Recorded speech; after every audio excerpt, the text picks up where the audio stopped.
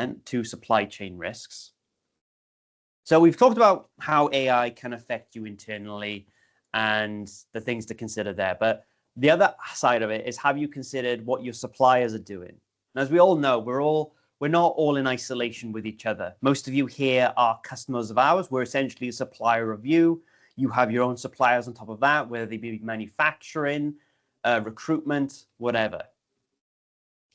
Do you know if your suppliers are being safe with your data? Because if we're saying businesses are using AI tools without, shadow AI, people are using AI tools and putting sensitive data into them without conscious thought.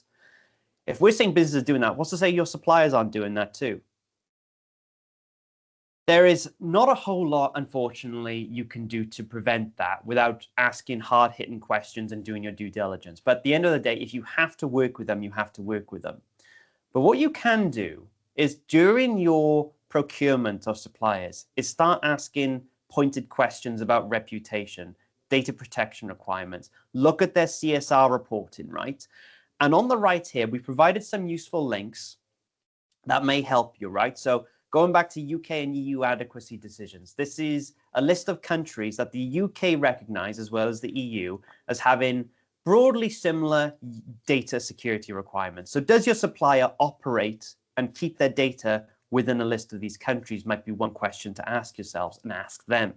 Another is IASME. Now, those of you who've done Cyber Essentials might know who IASME are. They're essentially the organization that helps promote and supply Cyber Essential certifications, right?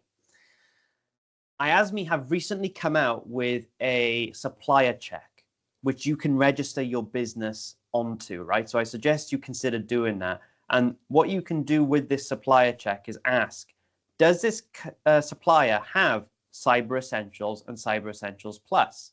Now, I will say the certification doesn't include controls for AI specifically. But remember what I said earlier, commodity-based threats, right?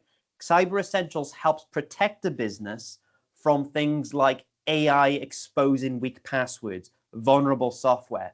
Cyber Essentials is meant to test whether you are implementing those security controls. So if an organization has those certificates, yes, you can't guarantee they're using AI in a less than desirable way, but you can maybe be at least a little bit more reassured that your data otherwise is not being needlessly exposed from poor security practices.